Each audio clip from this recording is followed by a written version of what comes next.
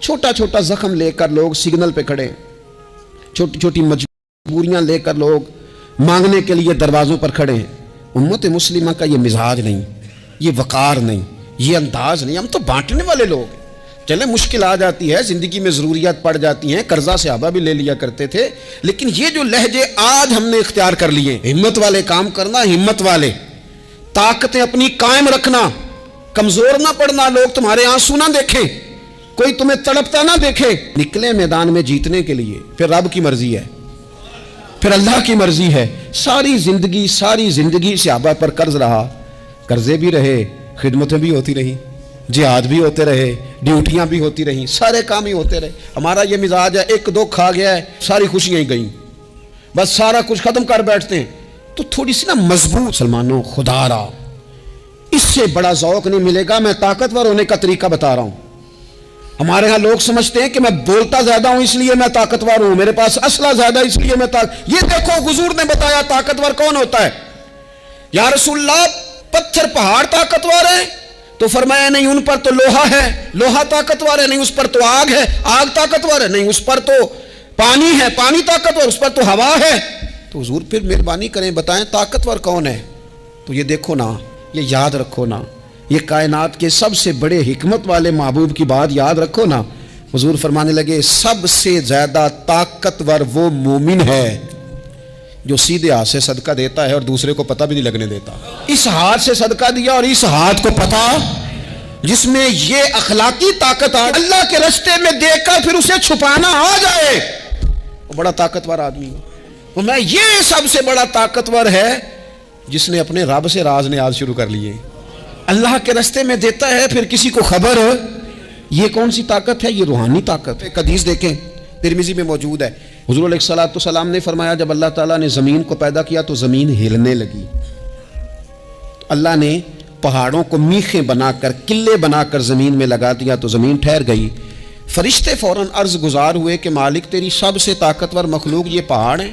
فرمایا نہیں، لوہا جو ہے نا وہ پہاڑوں سے بھی طاقتور ہے، کیونکہ لوہا پہاڑ کو کاٹ دیتا ہے۔ یا اللہ پھر لوہا سب سے طاقتور ہے؟ فرمایا نہیں، آگ اس سے بھی طاقتور ہے۔ کیا آگ سب سے طاقتور ہے؟ تو فرمایا نہیں، پانی بھی ہے۔ کیا پانی طاقتور ہے؟ فرمایا ہوا بھی ہے، جو پانی کا رخ پھیر دیتی ہے۔ اعصابی مضبوطی، ذہنی طور پر مضبوط کب ہوتی ہے؟ جب انسان اخلاقاً مضبوط ہوتا ہے، اس کی طبیعت وزادار ہوتی ہے، اس کا مزاج اسے مضبوط کرتا ہے۔ یہ کاکروچ دیکھ کر چیخے مارنا نا، یہ برگر فیملی ہونے کی علامت ہے۔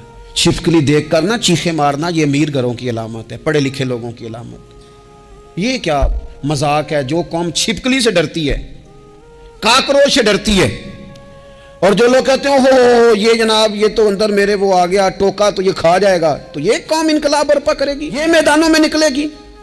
بڑے خوبصورت انداز میں ویڈیو بنا کے تو اس کو شیئر کیا جاتا ہے کہ وہ جی قربانی والے دن بکرا ذبح ہو رہا تھا تو بچہ رو پڑا۔ کیا بات کرتے ہیں آپ؟ یہ جہاد کرے گا بچہ کل کو جو بکرے ذبح ہونے پہ روتا ہے؟ میں نہیں پسند کرتا کہ مطلب خواتین بچوں کو اس لیے ڈرائیں کہ بیٹا او ہو بلی آ گئی ہے۔ وہ بلی کیا ہوتی ہے جی؟ لیکن جو خواتین حج بھی بچوں کو بلی سے ڈرائیں گی، اچھا اس کو ڈرا بلی سے رہی ہوتی ہیں اور ساتھ کہہ رہی ہوتی ہیں ماما کا شیر، جی آپ کا شیر بلی سے ڈرتا ہے، یہ اماں کا شیر بلی سے ڈر رہا ہے، آپ نے اس سے بلی سے ڈرا دیا اور نام شیر رکھ دیا ہے۔ یہ کیسا شیر ہے کہ جو بلی آتی ہے تو بھاگ جاتا ہے؟ حضرت مولا علی شیر خدا کرم اللہ تعالیٰ وجہ الکریم سے کسی بندے نے پوچھا حضور آپ ہر میدان میں کامیاب کیوں رہتے ہیں؟ فرمانے لگے جیت ہار تو رب کریم کے دستے قدرت میں ہے، لیکن جب میں اترتا ہوں نا میدان میں تو میں دشمن دیکھ کے پہلے ہی فیصلہ کر لیتا ہوں کہ میں نے اس کے پیٹ میں خنجر مارنا ہے کہ گلے پہ، میں جیتنے کے لیے میدان میں اترتا ہوں۔ تو آپ دیکھ لینا دیواریں ہلتی رہتی ہیں اور در کانپ جاتا ہے، علی کا نام سن کر اب بھی خیبر کانپ جاتا ہے۔ کیوں کہ کہتے ہیں میں ذہن بنا لیتا ہوں کہ میں اسے کاٹ کے لاؤں گا، میں ڈرتا اور سہمتا ہوا میدان میں نہیں اترتا، ذہن ہوتا ہے کہ آج لڑوں گا تو جیتوں گا۔ دوسری بات یہ ہے کہ میدان میں جب انسان اترتا ہے نا تو اسے ایک بات اپنے ذہن میں رکھنی چاہیے کہ جیت اور ہار یہ اللہ تعالیٰ کے دستے قدرت میں ہے، لیکن جب وہ لڑے تو جیتنے کے لیے لڑے۔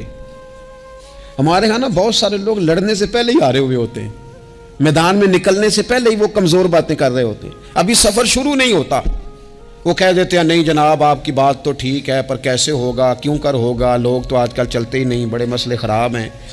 اور پھر کچھ لوگ ایسے ہیں جن کی باتیں سن کر بندے بیک گیئر لگا لیتے ہیں، اور میں نے دیکھا باتیں کرنے والے وہیں رہتے ہیں اور کام کرنے والے کہاں سے کہاں چلے جاتے ہیں۔ لیکن جب میدان میں اترے نا تو پھر ہمیشہ جیتنے کے لیے اتریں، کوشش کریں کہ میں نے اس انداز میں نکلنا ہے کہ میں نے نہ جیتنا ہے۔ اور حضور علیہ الصلوۃ والسلام صحابہ کو دعائیں سکھایا کرتے تھے، اور تعلیم امت کے لیے خود بھی حضور وہ دعا فرمایا کرتے تھے، کہتے تھے اے اللہ بزدلی سے بچا، کنجوسی سے بچا، اے اللہ اس بڑھاپے سے بچا جو انسان کو بڑا پریشان کر دے، کمزور ہو جانا، کچا پڑ جانا، غریبی کا رونا رونا۔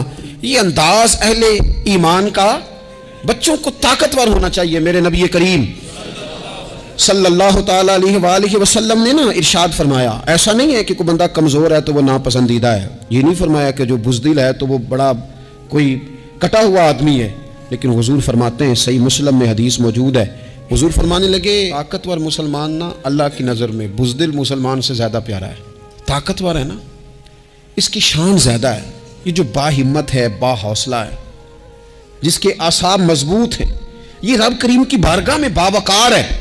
ہمت والے کام کرنا، ہمت والے طاقتیں اپنی قائم رکھنا، کمزور نہ پڑنا، لوگ تمہارے آنسو نہ دیکھیں، کوئی تمہیں تڑپتا نہ دیکھے۔ چھوٹا چھوٹا زخم لے کر لوگ سگنل پہ کھڑے ہیں، چھوٹی چھوٹی مجبوریاں لے کر لوگ مانگنے کے لیے دروازوں پر کھڑے ہیں۔ امت مسلمہ کا یہ مزاج نہیں، یہ وقار نہیں، یہ انداز نہیں، ہم تو بانٹنے والے لوگ ہیں۔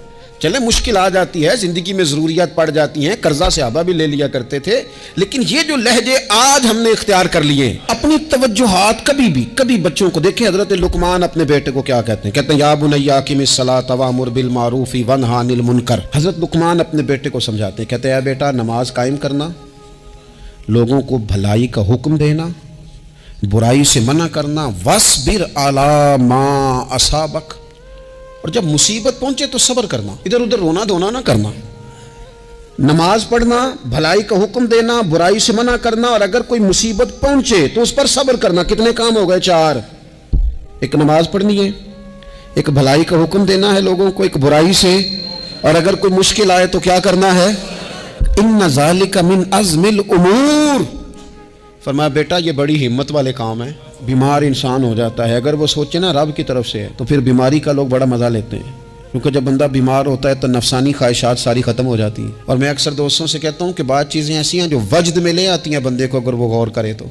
آپ یہ حدیث پاک سنیں، حضور علیہ السلام نے فرمایا بیمار کے ساتھ ضد نہ کرو کہ ضرور کھا، ضد نہ کرو، اس لیے کہ اللہ اسے کھلا بھی دیتا ہے، پلا بھی دیتا ہے۔ اب جب کسی کو پتہ چلے کہ میں بیمار ہوں تو رب مجھے کھلا پلا رہا ہے تو مجھے بتائیے بیماری کتنی پیاری لگے گی، بیماری میں کتنا سرور آئے گا۔ پھر تو انسان ہمیشہ چاہے گا کہ مجھے وہ چیزیں ملیں جو مجھے اللہ تبارک و تعالیٰ کی بارگاہ کے قریب کر دیں۔